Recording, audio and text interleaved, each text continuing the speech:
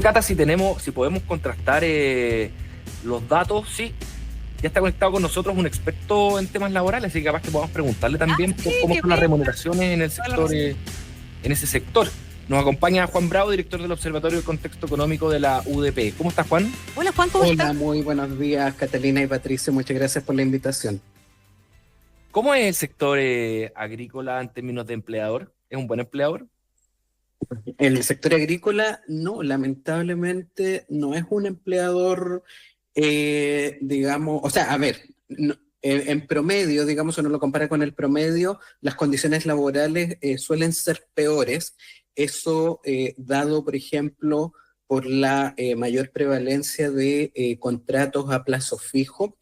Uno de los elementos relevantes que valoran los trabajadores es la estabilidad laboral, y la rama agropecuario silvícola es una de las que tiene menor porcentaje de contratos a plazo indefinido. También es una rama con una elevada tasa de ocupación informal, mucho más alta que el promedio. Y también cuando uno se va a los ingresos laborales, también son considerablemente menores al promedio. Entonces, si uno piensa en condiciones laborales, la verdad es que tanto por informalidad, por menor estabilidad y por bajos ingresos laborales, son condiciones laborales que son bastante menores al promedio agregado. Ya. Oye, bueno, o sea, ok, nos queda claro que es un sector que tiene peores condiciones, no necesariamente esos son incentivos para estar trayendo, para estar, ¿cómo se dice? Importando, Importando inmigrantes. favoreciendo la migración. Claro, claro.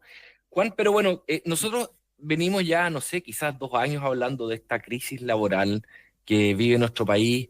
Hay algunos datos del Banco Central que han generado también ciertas interpretaciones de que podría seguir empeorando la situación.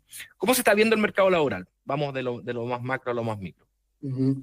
Sí, bueno, tenemos un mercado laboral que lamentablemente sigue debilitado. Eso a través de varios síntomas, pero hay, creo yo, dos que son los más relevantes. El primero es la elevada tasa de desempleo que seguimos observando. La última cifra conocida fue de 8,7%. Si esto uno lo compara con la década pasada, entre 2010 a 2019, es mucho más alta porque en ese periodo tuvimos una tasa de desempleo de 6,9%. Entonces es una tasa que es muy alta en términos históricos y que no se está reduciendo, ¿ah? Que es lo más grave, ¿cierto? La última cifra arrojó que este 8,7% es el mismo que había hace un año atrás.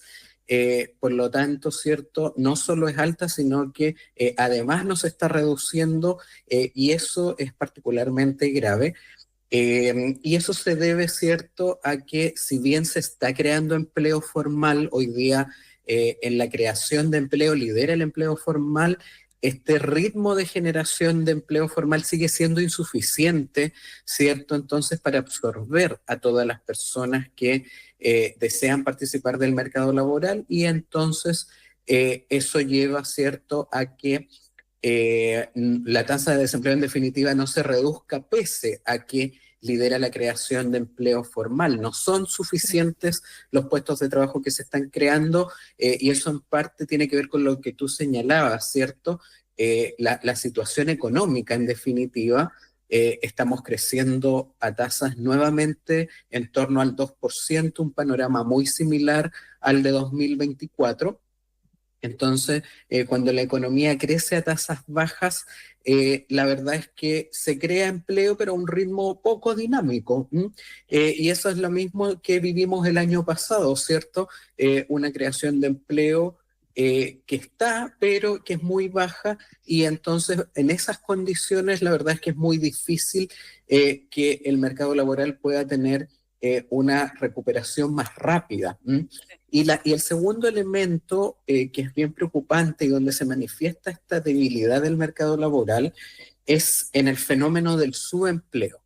¿Y qué es el subempleo? Son empleos donde la persona no está pudiendo aportar todo lo que ella, toda su capacidad productiva en el mercado laboral. Y eso puede ocurrir cuando una persona trabaja una jornada parcial, pero de manera involuntaria, porque esa persona estaría disponible para trabajar más horas, pero no ha encontrado un empleo donde pueda hacerlo. A eso le llamamos subempleo por insuficiencia de horas. Y está también el subempleo por calificaciones, que son aquellas personas que tienen educación superior completa, pero están ejerciendo un empleo de mediana o de baja calificación. Por ejemplo, un profesional que se está dedicando a manejar un vehículo a través de plataformas digitales. Y cuando vemos ese subempleo, hoy día vemos que la totalidad de los empleos que se están creando en Chile están en alguna forma de subempleo. Y eso claramente es un signo de precariedad laboral en primer lugar, donde las personas no están encontrando empleos que se ajustan a sus características, ¿cierto? Donde están obteniendo ingresos menores a los que podrían generar, y entonces eso es una otra muestra de esta debilidad del mercado laboral. Te quería preguntar, Juan, respecto de un estudio que hicieron ustedes respecto del impacto de la generación de empleo de las plataformas digitales en el mercado chileno. Uh-huh. Este es un informe realizado por el Observatorio del Contexto Económico de la Universidad Diego Portales, que revela que en el primer trimestre de este año, si no me equivoco, el 60,1% de los nuevos empleos creados en Chile se originan en ocupaciones vinculadas a plataformas digitales, lo que equivale a más de 48.000 puestos de trabajo adicional en comparación con el mismo periodo del año anterior. ¿Cómo se explica este aumento tan significativo, Juan? Uh-huh. Sí, efectivamente, a propósito de la desaceleración de la creación de empleo que estamos observando, ¿cierto? Las últimas cifras indican que solo se crearon 80.000 empleos en el último año. Hace 6 meses atrás se estaban creando en torno a 220.000 empleos anuales. Entonces, claramente se ha desacelerado esa creación de empleo. Entonces, quisimos justamente indagar, ¿cierto?, en la composición de ese empleo y entender entonces en qué tipo de empleos ha ocurrido esta desaceleración. Y lo que vemos es que lo que se ha desacelerado en Chile es la creación de empleo que no se realiza a través de plataformas digitales.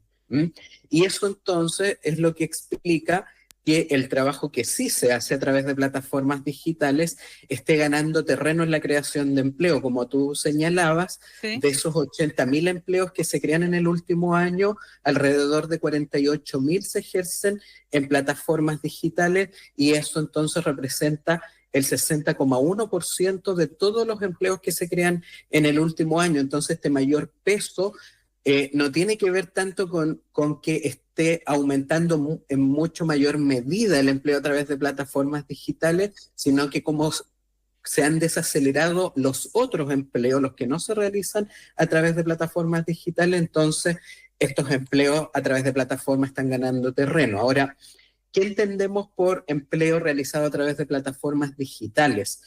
Aquí hay 2 grupos importantes. Está el grupo que está regulado a través de la ley 21.431, que es esta ley, ¿cierto?, que regula todo el trabajo realizado a través de este trabajo por demanda vía aplicaciones móviles, donde los servicios se prestan físicamente y la asignación de tareas dentro de un área geográfica se canaliza a través de aplicaciones digitales que administran empresas. Y ahí tenemos, por ejemplo, todo lo que es el trabajo a través de aplicaciones como Uber, Pedidos Ya, Rappi, etc. Y luego hay otras plataformas digitales que no están regidas por esta ley y que son aquellas plataformas que se limitan a la publicación de anuncios de prestación de servicio o a anuncios de venta o arriendo de bienes diversos, ¿cierto? Como por ejemplo los marketplaces en Facebook, ¿cierto? Mercado Libre, Instagram, la gente que vende, ¿cierto? Bienes a través de Instagram, en fin.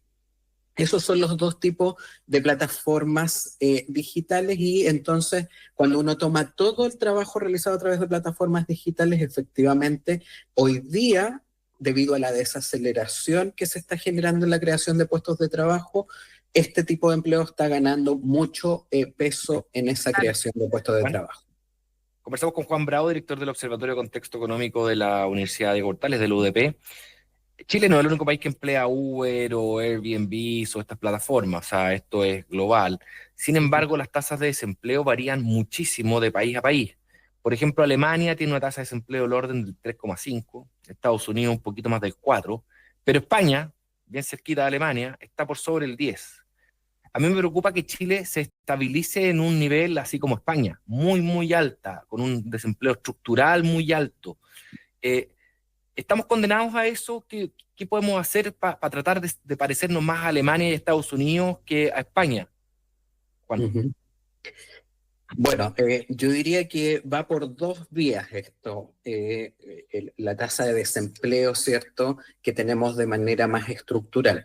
La primera tiene que ver con la capacidad de crecimiento de mediano plazo, ¿m? No la tasa de crecimiento que tenemos en cada mes, sino que cuál es nuestra capacidad de crecimiento en el mediano plazo sin generar inflación. Y hoy día, ¿cierto?, esa capacidad de crecimiento en Chile está en torno al 2%. ¿M? Esa capacidad de crecimiento ha ido cayendo a lo largo de las décadas en Chile, pero eso es lo que nos dicen las cifras, ¿ah? Más o menos lo que podemos aspirar a crecer en una perspectiva de mediano plazo es 2%. Entonces, la primera vía, por supuesto, es aumentar la capacidad de crecimiento de mediano plazo, ¿ah? Que mejoren las condiciones para el crecimiento económico, y eso debería, ¿cierto?, permitirnos tener una mayor creación de empleo, ¿cierto?, de mejor calidad, y con eso entonces tener tasas de desempleo menores. Y lo otro tiene que ver, la segunda vía que afecta el desempleo estructural, son justamente las instituciones del mercado laboral. ¿M? Y ahí claramente tú señalas ejemplos bien concretos. Por ejemplo, España sabemos que tiene instituciones que no incentivan precisamente la creación de puestos de trabajo, tiene mecanismos que incentivan a las personas a mantenerse en el paro, ¿m? En el desempleo, por ejemplo, seguros de desempleo que son demasiado generosos por demasiado tiempo. En el caso chileno, afortunadamente, tenemos un buen diseño. ¿Ah? Puede mejorar, pero es un buen diseño del seguro de cesantía. Por ejemplo, en Chile, tú tienes un seguro de cesantía para que podamos cubrirnos en caso de contingencia, ¿cierto?, de desempleo, pero está diseñado de tal manera que el monto que recibe la persona se vaya reduciendo, ¿cierto?, a medida que pasen los meses, para que esa persona inmediatamente, apenas pierde su trabajo, empiece rápidamente a buscar otro empleo. ¿M? Entonces, el diseño nuestro tiene un incentivo, ¿cierto?, que la persona no pretenda quedarse, ¿cierto?, en esa situación recibiendo subsidios, sino que rápidamente busque empleo. También, ¿cierto?, todo lo que tiene que ver con los incentivos a crear empleo formal. Hay economías que tienen mercados laborales muy flexibles. Los países probablemente más emblemáticos de esa flexibilidad son Estados Unidos, o países oceánicos, ¿cierto?, como Nueva Zelanda, Australia. Y eso también influye, ¿cierto? En Chile tenemos una serie de instituciones que sabemos que lamentablemente son dañinas por su diseño a la creación de empleo asalariado formal en el sector privado. Por ejemplo, la indemnización por años de servicio. Nuestro diseño de la indemnización tiene una serie de aspectos negativos que desincentivan la eficiencia, ¿cierto? Generan un pasivo contingente en caso de despido, que muchas veces no puede ser abordado, sobre todo por empresas con menores espaldas financieras, y eso en definitiva desincentiva, ¿cierto?, la contratación formal. También tenemos, tú mencionabas el caso de Alemania. Alemania tiene un sistema de educación dual donde las personas ya tienen experiencia laboral antes de terminar sus estudios formales. En Chile, en cambio, no tenemos ese tipo de sistema, sino que más bien es un sistema de educación secuencial, donde la persona recién empieza a ganar experiencia laboral después que terminó todos sus estudios formales, y eso hace que tengamos tasas de desempleo juvenil extraordinariamente altas, mientras que en Alemania la tasa de desempleo juvenil es muy similar a la del promedio nacional. Entonces, la verdad es que esto va por distintas instituciones del mercado laboral, por los sistemas educativos. Hay hartos temas que atacar en esa materia, pero ciertamente hay mucho que hacer y a través de varios canales. Bien. Juan, muchas gracias por haber estado con nosotros, como siempre, con estos estudios y este análisis particularmente siempre muy interesante. Juan Bravo, director del Observatorio de Contexto Económico de la UDP, hoy día en Más que Números. Que le vaya muy bien, estamos en contacto. Gracias, Juan, buen día. Que tengan un muy buen día. Muchas gracias, está muy interesante.